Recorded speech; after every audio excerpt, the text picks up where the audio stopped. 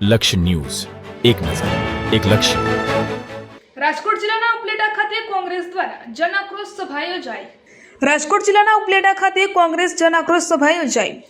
ખેડૂત આગેવાન પાલ આંબલિયા, ધારાસભ્ય જિગ્નેશ મેવાણી, ઋત્વિક મકવાણા, પૂર્વ ધારાસભ્ય લલિત વસોયા સહિતના રહ્યા ઉપસ્થિત. સ્થાનિક સ્વરાજ્યની ચૂંટણીને ધ્યાનમાં રાખીને કોંગ્રેસ દ્વારા સભાઓનો ધમધમાટ શરૂ કરાયો. જિગ્નેશ મેવાણી આઈપીએસ જગદીશ બાંગરવા પર લગાવ્યા આક્ષેપો. રાજકોટના કોળી સમાજના યુવકને બિલ્ડર અને ઉદ્યોગપતિના કહેવાથી 4 દિવસ ગોંધી રાખી માર મારવામાં આવ્યો હતો.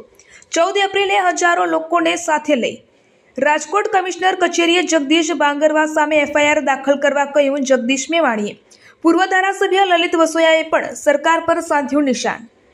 ખેડૂતોને એમની જણસના ભાવ મળતા નથી, લોકોને મોંઘવારીનો સામનો કરવો પડી રહ્યો છે. લલિત વસોયા.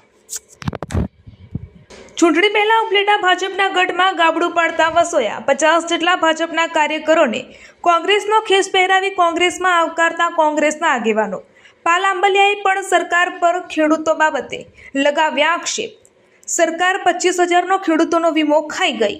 કોંગ્રેસના નેતાઓ રજૂઆત કરવા જાય છે તો અધિકારીઓ ચેમ્બર છોડીને જતા રહે છે. પાલ આંબલિયા. પૂર્વ ધારાસભ્ય ઋત્વિક મકવાણાએ પર આઈપીએસ અધિકારી પર લગાવ્યા ગંભીર આક્ષેપો.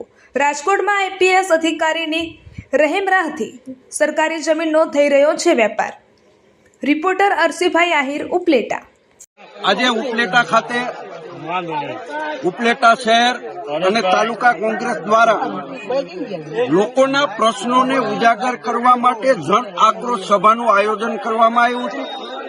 આ જન આક્રોશ સભામાં ગુજરાતના કાર્યકારી અધ્યક્ષ જિગ્નેશ મેવાણી, ઋત્વિકભાઈ મકવાણા સહિતના આગેવાનો ઉપસ્થિત રહ્યા હતા અને લોકોના જે પ્રશ્નો છે પ્રશ્નો સાંભળી અને લોકોની સામે સરકાર સમક્ષ આ પ્રશ્નો ઉજાગર કર્યા છે. વિશાળ સંખ્યાની અંદર ઉપલેટાના ગાંધી ચોકની અંદર લોકો ઉપસ્થિત રહ્યા હતા અને આ કાર્યક્રમ સરસ રીતે કોંગ્રેસ પાર્ટીએ કર્યો. આજે માનનીય લલિતભાઈ વસોયાના ઉપસ્થિતિમાં રાજકોટ જિલ્લા કોંગ્રેસ દ્વારા ઉપલેટાની બજારમાં એક અદભુત કાર્યક્રમનું આયોજન થયું. જે પ્રમાણેની સભા અને જે પ્રમાણે ક્રાઉડનો જનતાનો રિસ્પોન્સ જોયો, અમને પૂરી પાક્કી ખાતરી છે કે આગામી તાલુકા જિલ્લા પંચાયતની ચૂંટણીમાં કોંગ્રેસ પાર્ટીને, કોંગ્રેસના ઉમેદવારોને ખૂબ સારો રિસ્પોન્સ મળવાનો છે. અત્યારે આપણા દેશમાં અને ગુજરાતમાં કોઈ ગમે તેટલી ના પાડે પણ પેટ્રોલ, ડીઝલ અને એલપીજીના સિલિન્ડરની તંગી કંઈક તો છે જ. રાજ્યની સરકાર અને કેન્દ્રની સરકારે આ પ્રમાણે જે પ્રમાણિકતાપૂર્વક ચોખવટ કરી ગુજરાત અને દેશની જનતાને જે હૈયાધારણ આપવી જોઈએ એ આપવામાં સરકાર નિષ્ફળ ગઈ હોવાના કારણે કાળાબજારી, સંગ્રહખોરી થઈ રહી છે અને કઈ કિલોમીટર સુધી લાંબી લાઈનો આપણે અગાઉના દિવસોમાં પેટ્રોલના મુદ્દે જોઈ. આખા ગુજરાતની અંદર દારૂ અને ડ્રગ્સ એની જાણે ચરમ સીમા ઉપર પહોંચી ગઈ છે. ગૃહમંત્રી કોઈ પણ ચમરબંધીને નહીં છોડીએ, વરઘોડો કાઢીશું એવી બધી વાત કરે છે, પણ આપણા ગુજરાતમાં 25 લાખથી વધારે લોકો એ ડ્રગ્સનું સેવન કરતા થઈ ગયા. તો સવાલ એ છે કે કોણ છે એ જે ગુજરાતના યુવાનો, ગુજરાતની વર્તમાન પેઢીની ધમની અને શિરામાં ડ્રગ્સ ઘુસેડી રહ્યું છે? ગુજરાતના રાજકોટના ક્રાઇમ બ્રાન્ચના આઈપીએસ જગદીશ બાંગરવાની સામે કોળી પટેલ સમાજના એક યુવાન, એક પત્રકારે એવું એલિગેશન કરવું પડે કે એમના ગુદા માર્ગમાં પિચકારી દ્વારા પેટ્રોલ ઘુસેડવામાં આવ્યું. એ કેટલી હદની વિકૃતિ કહેવાય. આ બાબતે મેં ફોન કરીને ગુજરાતના હોમ મિનિસ્ટરને જાણ કરી, રૂબરૂ રાજ્યના મુખ્યમંત્રીને જાણ કરી અને એ છતાં જો રાજ્યની સરકાર આ મુદ્દે એક્શન લેવા માંગતી ન હોય તો ક્યાંક ને ક્યાંક એનો મતલબ એ થાય છે કે રાજ્યની સરકાર એવું ઈચ્છે છે કે રાજ્યના નાગરિકોને ફટકારો, એમના માનવ અધિકારનું ભંગ કરો, આવી વિકૃતિનું પ્રદર્શન કરો. સરકારને ફરક નથી પડતો તો આની સામે હજારો લોકોની મેદની અમે લોકો 14 એપ્રિલ ડોક્ટર બાબા સાહેબ આંબેડકરની જયંતિના દિવસે કરી રાજકોટ પોલીસ કમિશનર કચેરીના ત્યાં હજારોની તાદાદમાં જવાના છીએ. એક જ માંગ સાથે કે આઈપીએસ જગદીશ બાંગરવાની સામે એફઆઈઆર કરી એની ધરપકડ કરી. જે ક્રાઇમ બ્રાન્ચમાં એણે કોળી પટેલ યુવાનના માનવ અધિકારનો ભંગ કર્યો એ જ રાજકોટની ક્રાઇમ બ્રાન્ચમાં એના રિમાન્ડ માંગવામાં આવે.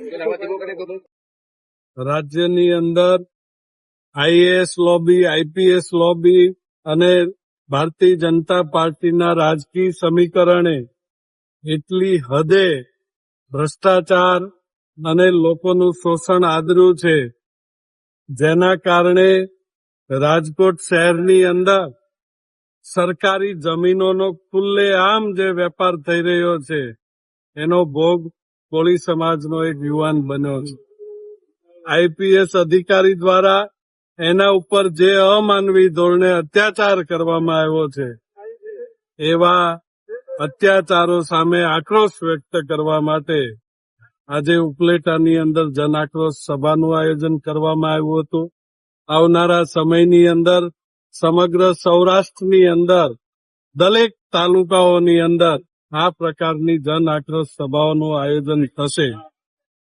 ભારતીય જનતા પાર્ટીના પદાધિકારીઓ અને અધિકારીઓની મિલીભગતથી જે પ્રમાણે સમગ્ર ગુજરાતની અંદર એક સિન્ડિકેટ બની છે અને મોટા પાયે ભ્રષ્ટાચાર થઈ રહ્યા છે, લોકો ઉપર અત્યાચાર થઈ રહ્યા છે, એને ખુલ્લો પાડવામાં આવશે અને આવનારા સમયની અંદર રાજકોટ શહેરની અંદર એક વિશાળ આયોજન કરવામાં આવશે. આગામી સમયમાં સ્થાનિક સ્વરાજની ચૂંટણીને કઈ રીતે જોવો છો? સ્થાનિક સ્વરાજ્યની ચૂંટણીઓ હોય કે રાજ્ય સરકાર માટેની ચૂંટણીઓ હોય, દર બીજા અને ત્રીજા વર્ષે ચૂંટણીઓ આવતી રહે છે. ચૂંટણી એ હંમેશા ચાલતી પ્રક્રિયા છે, ત્યારે એ ચૂંટણી માટે પણ કોંગ્રેસ પક્ષ છે એ દરેક વિસ્તારમાં કામ કરશે અને પૂરી તાકાતથી લડશે.